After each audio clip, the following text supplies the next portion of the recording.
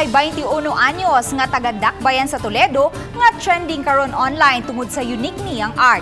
Gamit ang mga bottle caps, iyang gihimong mosaic ang kulagway sa nagadayang artista, apil na si kapusog Kuya Kim Atienza. Ang detalye sa report ni Femari Dumabok.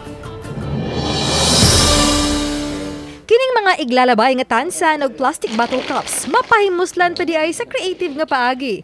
Kini ang nadiskubre ni Renier Cabatas, 21 anyos nga artist niadtong panahon sa pandemic. Si Renier nga nagpuyo sa sudlunon ug bingaw nga dapit sa barangay Sangi sa Dakbayan sa Toledo. Mahiligo na sa art sukad siyang pagkabata. Ug mas napalambo niya kini atol sa lockdown. Iyang nahuna-hunaan ang nagkadaiyang paagi sa pagpagawas ang creativity gamit ang kun-un sa lay makita sa ilang tugkaran. Sama sa colored pencil mosaic, emoji mosaic, ug ang nag-trending kaayo kining tansan o bottle cups mosaic nga miabot og milyones sa mga views sa iyang social media account. Nag-start ko ana ma'am, so gamit ko lapis lang ordinaryo, so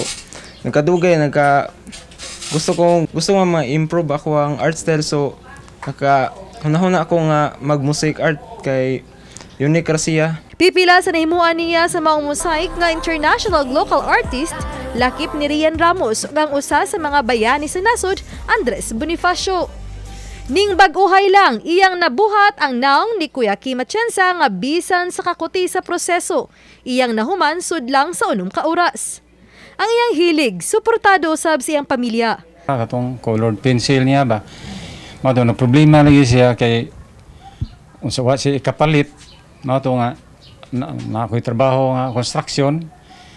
Hangyo sa mukuyog siya haron makatigom siya. Nangutana sa pilay ang sweldo. 350 ra. Okay na natay. Apan ang iyang lingaw lang unta nga hilig sa arts. Nikita na ug nakatabang bisan sa ginagmay sa pagpatambal siyang amahan human sa operasyon ni ini. Natabangan ko sa tinigom karong kuan na ning akong siya na kasakit dito mo ko sa Sibudok magpa-konsulta kay sa Vicente Soto lisod kayo. Mo to nga nagagamit ko niya og 9,000. Tinguhan ni Renier nga mapalambo pa ang iyang kahana sa art sa uban na usab nga paagi. Iyang tambag sa ubang artists nga bisan unsang butang mamahimong magamit sa pagpadayag sa imong gugma sa art.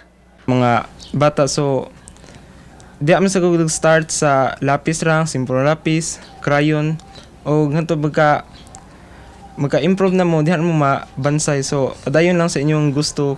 Bisag unsa man tanang mga butang na i-worth yun. Uba ni Jun Solon. Ako si Femari Dumabok. Balitang Bisdak.